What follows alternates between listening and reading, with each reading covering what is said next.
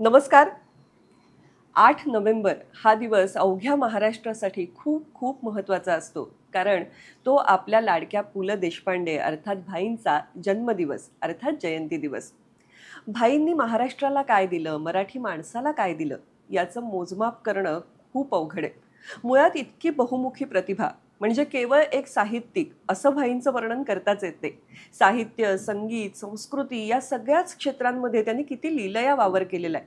संगीतकार म्हणून त्यांच्याकडे बघावं, अगदी सुरुवातीच्या काळातले भावगीत गायक म्हणून बघावं, उत्तम संवादिनी वादक म्हणून बघावं, किंवा आजच्या स्टँडअप कॉमेडीच्या जगाचे पितामह म्हणून त्यांच्याकडे बघावं, भाषा प्रभू म्हणून बघावं. किती सहजपणे भाई खूप सुंदर सुंदर अनुवादही आपल्यासमोर सादर करतात.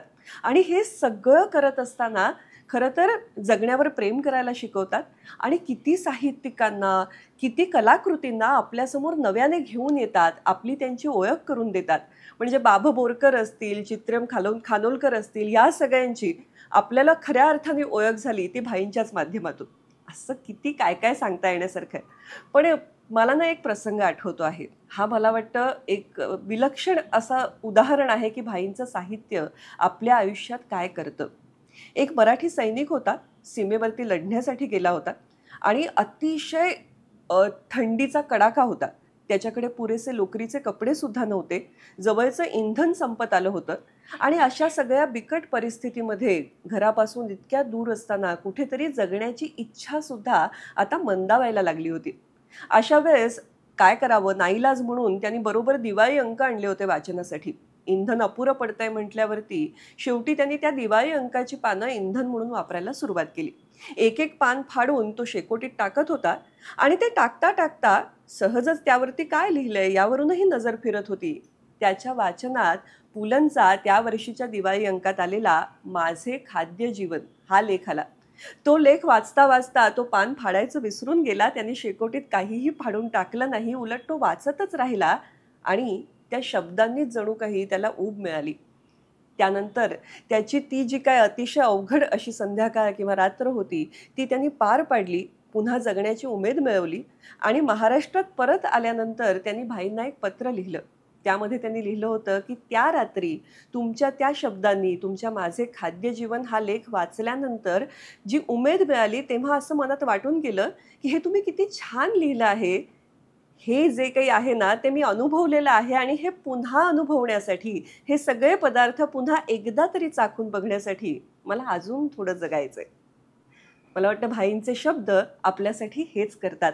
आपल्याला ही उमेद देतात, हसवतात तर निश्चितपणे, पण त्याचबरोबर जगण्याची दिशा देतात.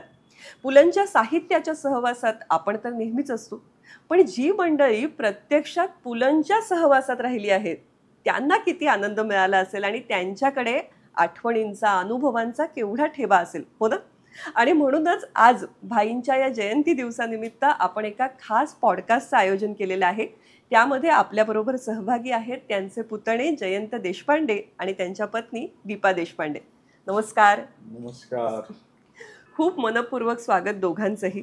आणि मनात इतकी उत्सुकता आहे, सगळ्यात आधी तर कुठेतरी एक हेवा आहे की पुलंचा सहवास तुम्हाला आणि खूप वर्ष, म्हणजे काका तुम्हाला तर अगदी लहानपणापासून लाभलेला आहे. तर घरातले पुलं कसे होते, देशपांडे कुटुंबात वावरणारे पुलं. आणि मी असं ऐकलं की देशपांडे कुटुंबात त्यांची एक व्याख्या आहे PL या शब्दाची, तर तिथूनच सुरुवात करूया. काय व्याख्या आहे? खरं सांगू तर भाई काकांबद्दल, मी भाई काका म्हणतो कारण मला पुलं PL वगैरे नाही म्हणता येणार. खरंच आहे. भाई काकांबद्दल बोलावं तेवढं थोडं आणि ऐकावं तेवढं कमी. अतिशय आगळं वेगळं व्यक्तिमत्व, प्रेमळ. एखादी कुठेही गोष्ट काही चांगली पाहिली, वाचली किंवा ऐकली ना तर ती आपल्या सर्व मित्रांपर्यंत कशी पोचवायची त्याचाच त्यांना ध्यास असायचा. अगदी खरं, अगदी खरं. कळपप्रिय प्राणी, फक्त फरक एवढाच की हे जातील तिथे कळप व्हायचा, हे जाऊन कधी कळपात मिसळले. वा वा.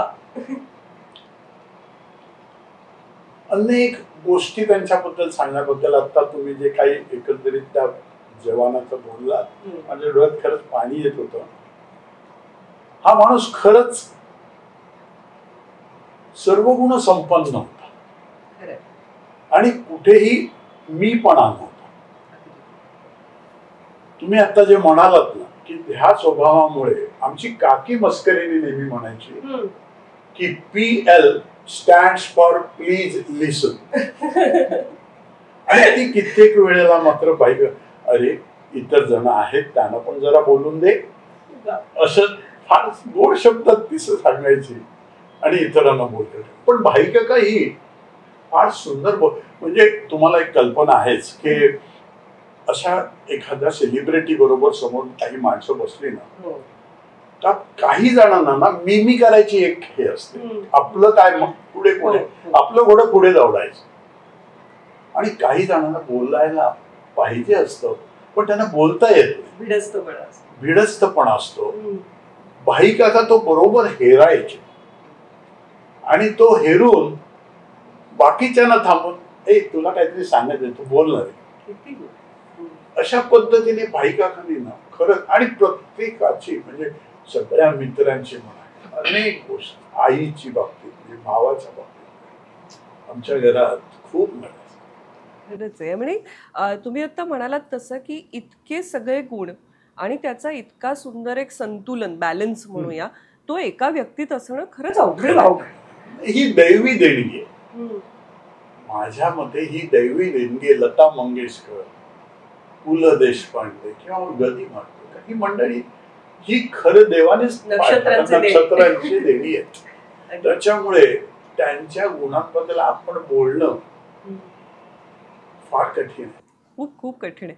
पण मुळात भाई मुंबईत मोठे झाले बऱ्याच अंशी बरोबर पार्ल्यात. भाईकाकांची एक तुम्हाला एक मजेदार किस्सा सांगतो की हा माणूस शब्दांचं आणि हजरजबाबीपणा हे दोन गुण जन्मालाच घेऊन आलेला माणूस. त्याच्या जन्माची एक गोष्ट ते सांगतात ते फार सुंदर सांगायचे. 8 नोव्हेंबर 1919 साली कृपाळ हेमराज चाळीत माझा जन्म झाला भर दुपारी. देशपांडे घराण्यात नवीन म्हणजे कुलदीपक जन्माला म्हणून सगळेजण आनंदी झाले होते. पण तो आनंद जास्त टिकला नाही कारण मी रडलोच नाही. जिवंत आहे की नाही इथपासून सुरुवात झाली आणि सगळी जमलेली मंडळी थोडीशी चिंताग्रस्त होती. पण एका चतुर सुविणीने गरम सुई करून माझ्या कपाळाला लावली आणि मी अख्ख्या गावदेवीला ऐकू येईल एवढ्या जोरात रडलो आणि जमलेली सगळी मंडळी हसायला लागली. माझ्या हसवण्याच्या धंद्याचा जन्मताच केलेला तो पहिला प्रयोग. मला ते नेहमी मस्करीत म्हणायचे जयंत आपल्या घराण्यात तू आणि मी दोघांनीच धंदा केला. मी हसवण्याचा आणि तू फसवण्याचा. अरे बापरे असं का भाईकाका म्हटलं मी फसवण्याचा का हो. अरे तुझी टुरिस्ट टॅक्सीची कंपनी आणि टॅक्सीवाल्याला कोण चांगलं म्हणतं काय. पण ते जे सगळं जन्माच्या वेळेची ही कथा त्या ह्याच्यात फार सुंदर जोडायचं. आणि खरंच सांगतो की भाईकाकांनी हसवण्याच्या त्यांच्या धंद्यात त्या काळी लाखो रुपये कमवले परंतु एकही पैसा स्वतःच्या ऐशारामात कुठेही न घालवता सत्कारणी दान केला. अर्थात त्याला काकी आमची सुनीता काकी पारखून चोखून प्रत्येकाला पण त्यांचा हात जो होता तोही सगळं तिने भाईकाकांना कधीही उधळ माधळ करायला दिली नाही. भाईकाकांना तशी आवड होती. एखादी गोष्ट माझी चांगली एखादा फोन पाहिला ना ते कितीला घेतलंस तू छान आहे रे वगैरे मग सुरुवात व्हायची. भाई नको चांगल्या गाड्या घ्यायची आवड होती भाईकाकांना चांगल्या गाड्या घ्यायची आवड होती. अच्छा नवीन नवीन गाड्यांची त्याची खूप वेळ होती. पण तुम्ही आता जे म्हणालात की या दोघांचं एक रसायन जे एकत्र तयार झालं होतं त्याच्याविषयी तर मला जाणून घ्यायचंय. पण तिथे जाण्याआधी थोडेसे मला बालपणीचे किस्से ऐकायला आवडतील, कारण जे तुम्ही तुमच्या घरी नक्की ऐकले असतील. म्हणजे आपण जे म्हणतो की लहान मुलाचे पाय पाळण्यात दिसतात, तसे भाईंचे पाय पाळण्यात दिसले होते की आजी ना खूप म्हणजे मजेदार किस्से लहानपणीचे सांगत. माझी आजी ही दुभाषी घराण्यातली, पुलंची आई. पुलंची आई ही दुभाषी घराण्यातली. वामन मंगेश दुभाषी हे फार मोठे लेखक होते आणि त्या काळात त्यांना 6 भाषा बोलता येत होत्या, लिहिता येत होत्या आणि वाचता येत होत्या. भाईंना जे काही आहे काही भाषांची आवड तिकडनं आले. ऋग्वेदी नावाने त्यांनी आर्यांचा सणाचा इतिहास किंवा टागोरांची गीताचे जे हे आहे ते त्यांनी कोकणीतनं सुद्धा ट्रान्सलेट केलेले. बंगाली कोकणी या दोन्ही भाषांची आवड कुठून तरी सगळ्या कोकणी ती त्यांची मातृभाषाच होती. दुभाषांची मातृभाषा कोकणीच होती. कन्नड येत होतं, गुजराती ते गुजराती चांगले बोलत होते, इंग्लिश तर हो, संस्कृत इंग्लिश फार सुंदर, इंग्रजी तर. त्याच्यामुळे भाई काकांना जी आवड ती होती ती तिकडनंच सुरू, गंगोत्री तिकडनं होती. आणि विनोद हा होता तो आजीकडनं, बाय म्हणून त्यांचं जे आहे, आणि माझी आजी. कारण ही मंडळी पुलंची आजी आणि पुलंची आई हा दोघी प्रासंगिक विनोद जे म्हणतात ना, आम्हाला काहीतरी नमुने सांगा ना, एखादा किस्सा. अनेक किस्से आहेत अशा ह्याच्यातनं की भाई काकांच्या ह्याच्यातनं. आता आजी माझी एक लहानपणी गोष्ट सांगायची की साधारण 9 वर्षाची असते. अगदी हेमराज कृपा चाळीते 1919 ला जन्मले. वामन मंगेश दुभाषींना 4 मुलं, 3 मुलगे आणि एक लाडकी मुलगी. आणि ती लाडकी म्हणजे एवढी लाडकी की त्यांना सतत डोळ्यासमोर पाहिजे. त्यामुळे दुभाषी जिथे जिथे गेले ना राहायला, त्यांच्या शेजारचं विराट हे देशपांड्यांचं. 19 साली दुभाषी होते तिकडे, त्यांच्या शेजारी देशपांडे. हेमराज कृपा कुठे होती? गावदेवीला होती. तिकडनं 1923 साली ही मंडळी जोगेश्वरीच्या सारस्वत कॉलनीत राहायला गेली. दुभाषी मंडळी, त्याच्या बाजूला देशपांडे. तिकडच्या ना आजी खूप मजेदार किस्से. आता तसे भाई काका तिथे 7-8 वर्षांचे झालेले होते. तिकडे त्यांनी जेव्हा हे जागा घेतली, तिकडे टाकी महाराज नावाचे एक ग्रहस्थ जे एज्युकेशन डिपार्टमेंट मधनं रिटायर होत, तिथे त्यांनी सद्भक्ती मंदिराची स्थापना केली होती. आणि कसलं देऊळ आहे ते तिकडचं, त्याचं रामेश्वराच्या देवळाची त्यांनी तिथे स्थापना केली. उत्कृष्ट प्रवचन करत, पण वय जरा जास्त झाल्यामुळे ना पूर्वार्ध आणि उत्तरार्ध असं जरा थोडे मध्ये ते विश्रांती घेत. आणि त्या मधल्या विश्रांती माझी आजी गाणी म्हणजे अतिशय पारंपरिक गीत, ओव्या, साकी अशा पद्धतीने ती फार सुंदर म्हणायची. चिंदी म्हणायची, फार सुंदर. आणि त्या गाणं जे आपण श्यामची आई चित्रपटात भरजरी ग पिता, त्याच्यात मी तुम्हाला मुद्दामून सांगेन की त्याच्या शूटिंगच्या, मी अगदी लहान होतो, पण वसंत देसाई घरी येऊन तिच्या तोंडून 2दा ऐकून गेले होते. कारण तिची चाल वेगळी होती, म्हणजे तीच चाल त्यांनी दिली नाही, पण तिची चाल हा, तर त्या ह्याच्यात ती आहे. तर तिथे ते टाके महाराज मधले जे आजी म्हणायची ना, त्याच मधल्या वेळात बाळ पुरुषोत्तम 8-9 वर्षाचे झाले होते. त्यांचं भाषण ठेवलं. आता आजोबा लेखक, त्यांनी एक उत्कृष्ट भाषण लिहून दिलं, नातवाने पाठ केलं. विषय होता वीर अभिमन्यू. भाषणाची दमदार सुरुवात केली खरी, परंतु स्वतःचे शब्द घालता घालता ओरिजिनल भाषण विसरले. नॅचरली की जमलेल्या मंडळीत हसा पिकला. पण त्याही वेळी त्या वयात हसायचं कारण नाही, माझी दूध प्यायची वेळ झाली आहे म्हणून मी माझं भाषण थांबवतो म्हणून पडून निघलो. हजर जबाब येतो. अतिशय उत्कृष्ट निरीक्षण. एखाद्याला ऑब्झर्व करत घरात कोणी पाहुणा आला ना, आजी सांगायची, आई सांगायची, त्यांची आई सांगायची की त्याच्या समोर जाऊन किंवा बाजूला जाऊन त्याच्या न्याहाळत बसायचे, त्याचे मुवमेंट, तो कसा बोलतो, काय करतो, आणि मग त्याच्यानंतर नकलाही व्हायच्या. जसाच्या तशा नकला. किंबहुना त्याच्या समोरच आजीला किंवा वडिलांना आबा म्हणायचे,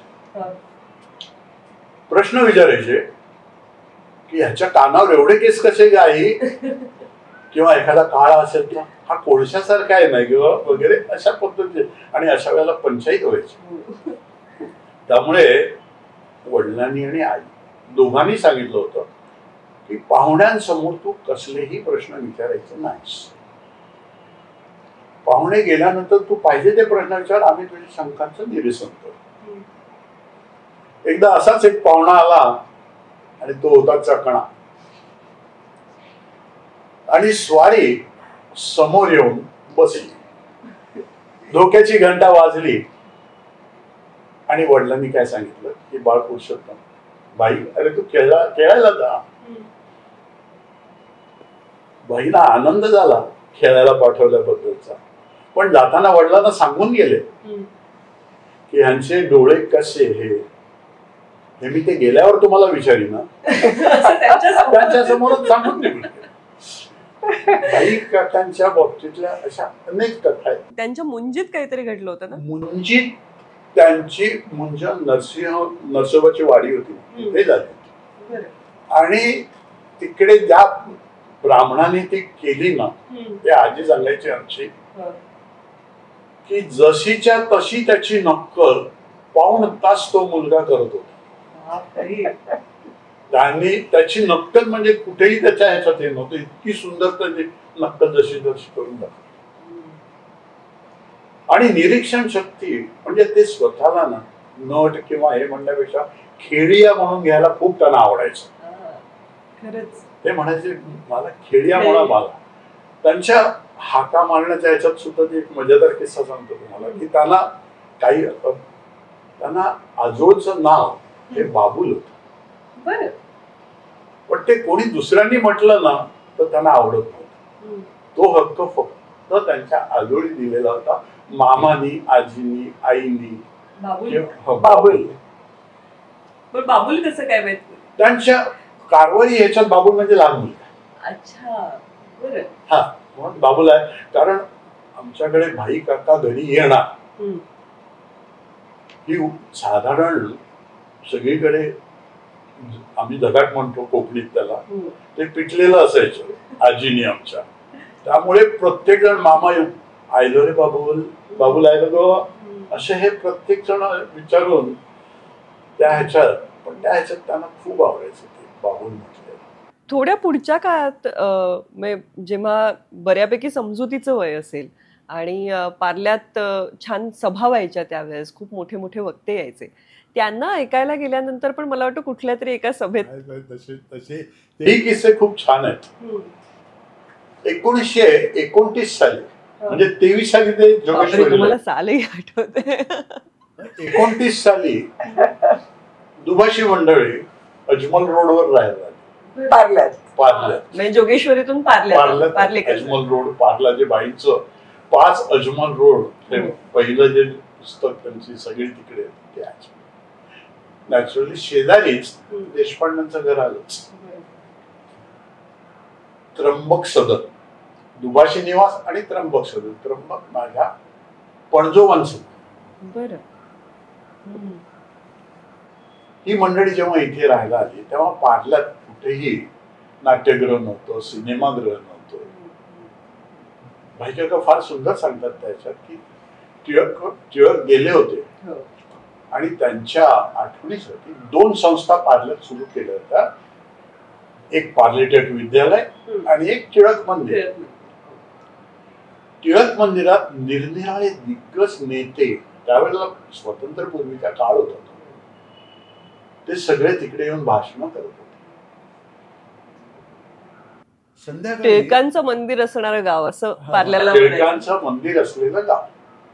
तर त्या ह्याच्यात तिकडे संध्याकाळी घंटा वाजायची जोरदार, चर्चची जशी घंटा वाजते ना तशी जोरदार घंटा वाजली तर ती साधारण पार्ल्यात सर्वांना कळायचं की काहीतरी कार्यक्रम आहे. आणि सगळी मंडळी संध्याकाळी तिथे जमायची. अशीच एक दिवस संध्याकाळी घंटा वाजली आणि पार्ल्यातली सगळी मंडळी तिथे पोहोचली. तिथे एक व्याख्यान होतं. प्राध्यापक नची केळकर, साहित्य सम्राट नची केळकर. विषय होता इंग्रजांनी दिलेलं देऊ केलेलं फेडरेशन घ्यावं का घेऊ नये. प्राध्यापक अतिशय हुशार माणूस होते. नची केळकर म्हणजे नावाच लेते. 1.5 तास त्यांनी अतिशय सुंदर व्याख्यान सगळ्यांना सगळं समजावून सांगितलं. आणि त्यांनी त्यांच्या सवयी प्राध्यापक असल्यामुळे समजलं ना काही प्रश्न असतील तर विचारा. पहिला हात बाळपुरुषोत्तमाचा होता. त्यांनी त्याच्याकडे पाहिलं आणि हसत विचारलं, काय प्रश्न तुझा आहे?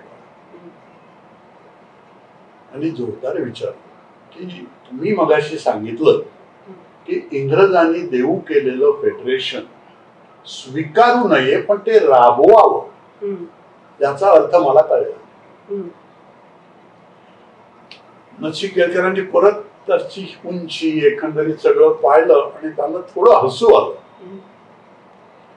आणि त्यांनी थोडेसे ह्याच्यात सांगितलं, बाळ तू अजून लहान आहेस, तुला कळणार नाही पण तुला समजेल असेच प्रश्न विचार. आमच्या पुरुषोत्तमच्या शेपटीवर पाय पडला. पहिला फटकन प्रश्न विचारला, आज पुण्यात अंजिराचे भाव काय? सगळा हसा पिटला आणि स्वारी पळून घरी आली. पार्ल्यातले अनेक किस्से आजी लहानपणी सांगायची. आणि मजा अशी असायची ना, भाई काका घरी आले ना तर ते आजीकडनं सुद्धा ते किस्से ऐकायचे स्वतः हसत बसायचे. म्हणजे आता त्यांचे शाळेतले जे किस्से त्यांनीच नोंदवलेले आहेत त्याच्यामध्ये द्रौपदी 5 टिकल्या लावत होती का, आता हा प्रश्न पडणं यातच इतकी गंमत आहे. याच्यावर तर तुम्हाला एक मजेदार किस्सा सांगतो. शाळेतले अगदी 10वी 11वी असणार ते असतील. चांगली मित्रमंडळी जमलेली होती. पार्ल्यात जिथे आता जनता पार्टीचं ऑफिस आहे ना तिथे झावबांचा बंगला होता. अंबर पॅलेस म्हणून हा सुद्धा मोठा बंगला. आणि ते भाईकाकांचे मित्र झाले होते. त्यांच्याकडे गणपतीला या सगळ्या मित्रांनी जमायचं ठरवलं. एक 11 वाजता ते जमणार होते आणि त्याच्यानंतर आरती वगैरे करून घेऊन ते ना 11 वाजता सगळी मित्रमंडळी जमली होती. भाईकाकांना जायला एक 10 मिनिटं उशीर झाला. भाईकाका जसे गेट उघडून आत आले, मित्र वाट बघतच होते. पण त्यातल्या एका मित्राला ना मस्करी करायची, भाईची टर उडवायची जराशी हुकी आली होती. दाराचा आवाज आल्याबरोबर त्यांनी सगळ्या मित्रांना सांगितलं, ए पांड्या आला रे. आणि भाईकाका जवळ गेल्यावर ते म्हणाले, अरे तुम्हाला माहिती आहे का, हा देशपांडे नाव लावतो परंतु हे शेणवी देशपांडे. गोव्यात वगैरे हे सगळे शेणवी देशपांडे, पण हा नुसताच देशपांडे लावतो. कारण यांचे पूर्वज शेण विकायचे म्हणून हे शेणवी देशपांडे होय ना रे. म्हणून आता सगळेजण भाईकाकांच्या उत्तरासाठी वाट बघत होते. क्षणाचाही विलंब न लावता आजी सांगतो त्यांनी ताबडतोब अगदी सांगतोय ते बरोबर आहे, कारण यांचे पूर्वज शेण खात होते म्हणून आमचे पूर्वज विकत होते. काय म्हणजे प्रश्न आहे. भाईकाकांच्या बाबतीत अनेक किस्से. देशपांडे कुटुंबाविषयी मला जाणून घ्यायचंय, कारण पुलंनी असं म्हटलं होतं की मी भाग्यवान आहे की मी अशा कुटुंबात जन्माला आलो. तर तुमच्याकडून तर जाणून घ्यायचंच आहे, पण ज्या नंतर देशपांडे कुटुंबात आल्या, ज्युनियर देशपांडे, त्यांच्याकडूनही समजून घेऊया. मी खरं सांगू का की मी माझंच स्वतःचं भाग्य समजतो की देशपांडे कुटुंबात मला. मी भाईंबद्दल नाही बोलत आहे. म्हणजे भाई एकंदरच देशपांडे, मी एकंदरीत देशपांडे. माझं गेल्या जन्मीचं काहीतरी पुण्य असणार की ज्यामुळे मला या घरात जन्म मिळाला. नो डाऊट की भाई काकांचं कर्तृत्व हे हिमालय एवढं उंच होतं. पण मी मोठ्या अभिमानाने सांगेन की 2 भाऊ 2 बहिणी, माझी आजी आणि आजोबा हे सह्याद्रीच्या कड्याच्या उंचीच. त्यांची उंची निश्चित सह्याद्री. तुम्हाला सांगतो माझे वडील आपलं नाटकात उत्कृष्ट काम करायचे. तबला उत्तम वाजायचे. भाई काकांच्या याच्यात ऑलरेडी आहे ते कार्यक्रम करत होते. फ्ल्यूट वाजवत होते, वाचन होत होते. माझे धाकटे जे काका रमाकांत देशपांडे, आपण ह्याच्यात न जाता रमाकांत देशपांडे हे उत्कृष्ट चित्रकार होते. तुमच्या वडिलांचंही नाव सांगा. उमाकांत देशपांडे. उमाकांत देशपांडे माझ्या वडिलांचं नाव, आणि धाकटे माझे रमाकांत देशपांडे. अतिशय उत्कृष्ट चित्रकार होते. ते जे स्कूल ऑफ आर्ट मध्ये प्रोफेसर होते. बर. पण नाटकातही सुंदर वाऱ्यावरच्या वरातीतलं गरुड छाप तर सगळीकडे प्रसिद्ध होतं, त्याच्याबद्दल प्रश्नच नाही. पण ते नुसतं नाटकात वाऱ्यावरची वरात पण व्यावसायिकला नंतर झालं ना? नाही, सगळं पहिल्यापासून व्यावसायिकच होतं. पण बटाट्याची साळ. पण पार्ल्यात खूप नाटकं ह्या मंडळींनी सगळ्या भावंडांनी केले. अंमलदार केलंय. परहॅप्स मी तुम्हाला सांगतो की राजे मास्तर म्हणजे भाई काकांनी आणि इतरांनी रमाकांत देशपांड्यांचं नाट्याचं जे डिरेक्शन म्हणतात ना, त्यातली त्यांचे जे काही हे होतं संपन्नता म्हणा किंवा त्यांचे जे हुकूमत होते ते हेरून त्यांनी राजे मास्तर सेना पेन्शनच्या कादंबरीवर आधारित जे त्यांनी नाटक केले ते त्यांना डायरेक्ट भाई काकांनी करायला दिलं होतं. आणि काकीनी स्वतः काम केलंय त्याच्यात. मेन काम काकीचं आहे, सुनीताबाई. तर उमाकांत देशपांडे, रमाकांत देशपांडे. माझी आत्या धाकटी मीरा दाभोळकर, तिने लग्नाआधी ना सामाजिक कार्य पार्ल्यात खूप केलं. अगदी पार्ल्यात जो भंगीवाडा होता तिकडच्या मुलांना शिकवण्याचं, त्यांना स्वच्छ राहण्याच्या ह्याच्यातलं वगैरे सगळं तिकडे केलं. लग्नानंतरही महिला मंडळ वगैरे खूप चांगलं कार्य तिथे केलं. आणि त्याच्यानंतर ती नाटकातही आली. सगळ्याच भावंडांना याची आवड होती. सगळ्यांनाच आवड होती. माझी आजी उत्कृष्ट गात होती. मगाशी तुम्हाला सांगितलं. माझे आजोबा आबा म्हणायचे, मी पाहिले नाही ना, ते आधीच गेले. ते भक्त होते बालगंधर्वांचे. पुलंचे बाबा. आता त्यांची एक जर किस्सा सांगायचा झाला ना, मजेदार किस्सा आजी सांगायची. मजेदार म्हणजे तो खरा हृदय मला तर मन हे करणार आहे. भाई काकांनी जेव्हा 60ला अमर वर्मा माणिकबाईंचे मिस्टर, त्यांनी त्यांच्यावर एक डॉक्युमेंटरी केली. अतिशय सुंदर डॉक्युमेंटरी. त्याच्यात त्यांनी सगळ्या स्वतःबद्दल सांगताना त्यांनी सांगितलं की मी राजोपाध्याय पार्ल्यात जे होते त्यांच्या पेटीच्या क्लासला मला वडिलांनी घातलं होतं. पण आजी सांगत होती की ज्या वडिलांना म्हणजे भाईंच्या वडिलांना 150 रुपये पगार होता त्यावेळेला, पण भाईंसाठी त्यांनी पुण्याहून 200 रुपयाची पेटी घेऊन आली होती वाजवायला. बापरे. म्हणजे 1 महिन्याचा पगार मुलाच्या आणि बाळ पुरुषोत्तम मी पेटी शिकणार नाही म्हणून हट्ट धरून बसलो. बरं. अरे बापरे. मग मी पेटी वाजवणार नाही, मला पेटी शिकायची.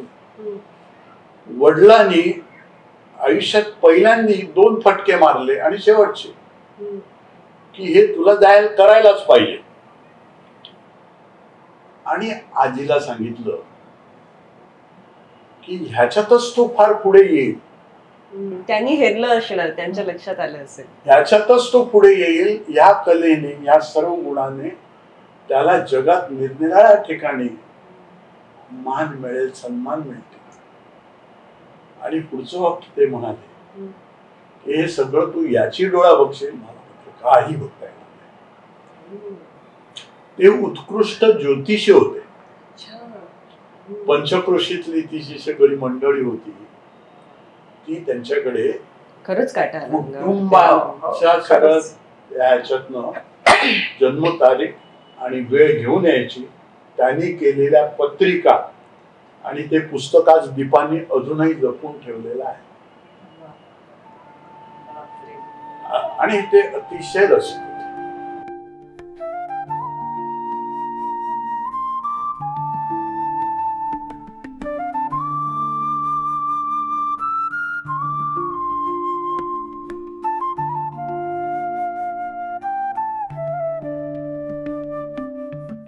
पुलंसारखा आपल्या इतक्या जिव्हाळ्याचा विषय आहे आणि त्यात आपल्याला ठाऊक नसलेले आणि या दोघांनी खूप जवळून अनुभवलेले पुलं या गप्पांमधून आपल्यासमोर उलगडत आहेत. त्यामुळे या गप्पा आजच्या एका भागात पूर्ण होणं शक्यच नाही. त्या पुढच्याही भागामध्ये आपण अशाच सुरू ठेवणार आहोत. पण आजचा भाग तुम्हाला कसा वाटला हे आम्हाला नक्की सांगा. तुमच्याकडे जर पुलंच्या काही आठवणी असतील तर त्याही प्रतिक्रियामधून आम्हाला नक्की कळवा. आणि हो, मधुरा वेलणकर साटम या आपल्या यूट्यूब वाहिनीला शेअर करायला, सबस्क्राईब करायला विसरू नका, लाईक करायला विसरू नका. म्हणजेच पसंती द्या, त्याचा प्रसार करा आणि सभासद व्हा. भेटूया पुढच्या भागात. धन्यवाद.